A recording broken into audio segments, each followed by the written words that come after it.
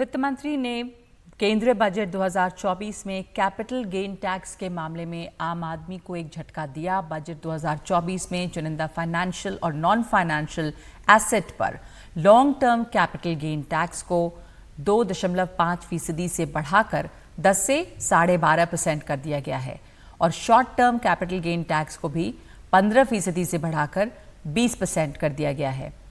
तो सबसे पहले ये देख लेते हैं कि ये कैपिटल गेन टैक्स क्या होता है। कैपिटल यानी कि जो आपने इन्वेस्टमेंट किया और जिस पर आपको फ़ायदा हुआ है, तो उससे जो प्रॉफिट पर जो टैक्स लगाया जाता है उसे कैपिटल गेन टैक्स कहते हैं। ये दो तरह का शॉर्ट टर्म कैपिटल गेन और long term capital gain tax होता है। शॉर्ट टर्म कैपिटल गेन पर 15% का टैक्स लगता है और लॉन्ग टर्म कैपिटल गेन पर 10% का लगता रहा। अब ये बढ़ गया है। 1 लाख तक के एनुअल कैपिटल गेन पर टैक्स की देनदारी नहीं होती है। तो अभी जो ये कैपिटल गेन टैक्स है ये 2 तरीके से लगता है। अगर किसी स्टॉक को 1 साल के अंदर ही बेचा जाता है तो उस पर हुए मुनाफे पर short term capital gain tax लगता है, जो आपके टैक्स स्लैब के आधार पर लगाया जाता है।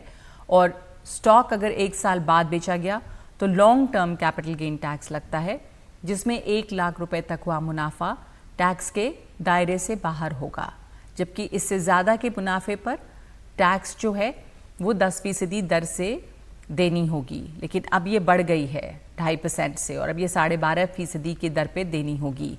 तो इसके ऊपर ही ये कहा जा रहा है कि इससे जो फाइनेंशियल एसेट में जो इन्वेस्टमेंट करते हैं उन लोगों के लिए एक रुकावट है और एक तरह से इसको लेकर कुछ मायूसी है। तो इसे भी समझने की कोशिश करते हैं।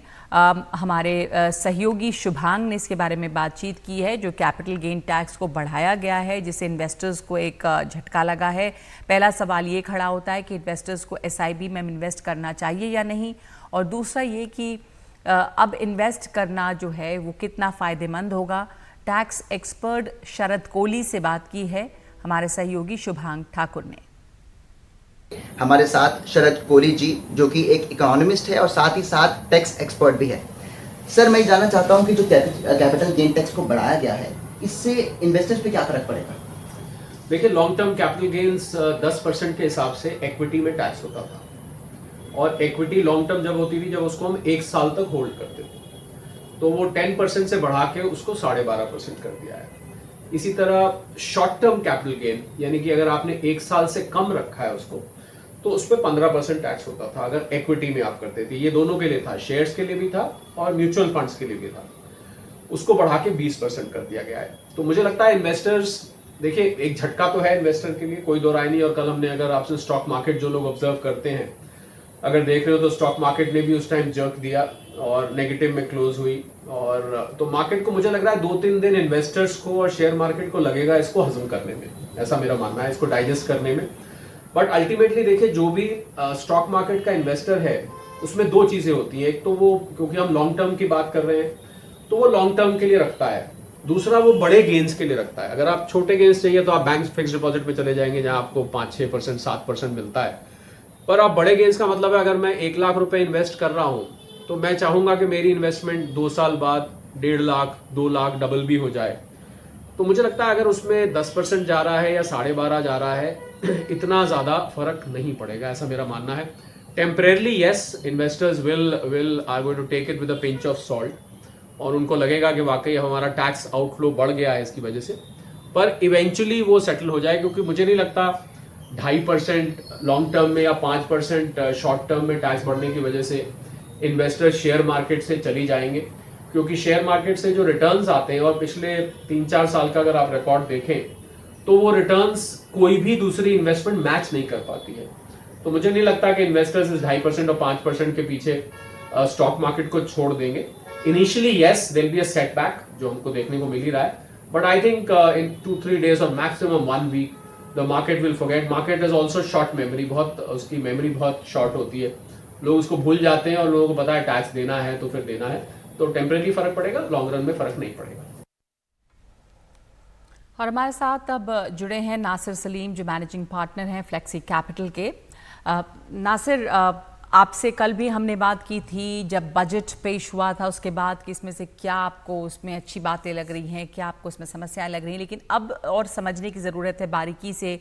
तो उसमें एक बड़ी बात आम लोगों के लिए ये है कि जो निवेश करते हैं शेयर बाज़ार में भी या SIPs म्यूचुअल फंड्स में आप निवेश करते हैं, तो अब ये जो कैपिटल गेन टैक्स की दर बढ़ाई गई है, यानी कि 10% से बढ़ा के 12.5% कर दिया गया है और उसके आगे भी बढ़ाया गया है, तो इससे क्या इन्वेस्टमेंट्स को झटका लगता है? क्या लोग अब ये सोचेंगे कि कैपिटल गेन टैक्स इतना बड़ा है तो SIPs में, म्यूचुअल फंड्स में जो SIPs की जाती थी वो फायदेमंद भी है या नहीं? जी नमस्कार, आदाब। बहुत बहुत शुक्रिया नगमा जी कि आपने मुझे बुलाया अपने शो पे। देखिए, जहाँ तक आपका सवाल म्यूचुअल फंड्स का है और निवेशकों का है जो इन्वेस्ट कर रहे हैं पिछले कई महीनों से, क्वार्टर से हम देखते हैं, क्वार्टर ऑन क्वार्टर। तो अगर आप SIP की बात करें Nagma ji, we are sitting at 21 lakh crore, 21 lakh crore की हमारी SIP बुक है कंट्री लेवल। और अगर आप देखें तो मुझे नहीं लगता है कि इससे कुछ उसमें रुकावट है। मगर ये मैं जरूर कहना चाहूंगा आपके माध्यम से कि जो ये चेंजेस लाए हैं ये थोड़े रिग्रेसिव हैं, क्योंकि ये एक ऐसी कैटेगरी है जहां पे अभी हमारा इक्विटी टू GDP, अगर आप देखें कितने निवेशक हैं जो इक्विटी में पैसे लगाते हैं। अभी तो इंडिया की कहानी शुरू हुई, वी हैव जस्ट स्टार्टेड। और मुझे लगता है, हमारा ये मानना है कि अभी तो और ज्यादा लोग इसमें जुड़ेंगे, क्योंकि एक एसेट क्लास जिसमें बहुत अच्छा परफॉर्मेंस रहा है पिछले कई सालों में। अगर आप 1979 से अब तक सेंसेक्स ट्रैक करेंगे तो हिस्टोरिकल रिटर्न 16 और 18% के बीच में पर एनम के साथ, तो बहुत हाई। ऑफ कोर्स इसमें रिस्क बहुत हैं, जैसे म्यूचुअल फंड्स में रहते हैं। मगर शॉर्ट टर्म में जो एक मायूसी अभी दिखने को आ रही है, क्योंकि लोग चर्चा कर रहे हैं कि भाई एक शॉर्ट टर्म कैपिटल गेन को आपने बढ़ा दिया, 15 से 20% कर दिया, 25% आपने 10 से 12.5 कर दिया, और 25% नंबर छोटा नहीं होता। तो हमारा ये मानना है कि एक एसेट क्लास ऐसा था जिसमें भी पार्टिसिपेशन और बढ़ना है, और लोगों के साथ और आगे एक उम्मीद है कि भाई एक एसेट क्लास इसमें लोग जुड़ रहे हैं।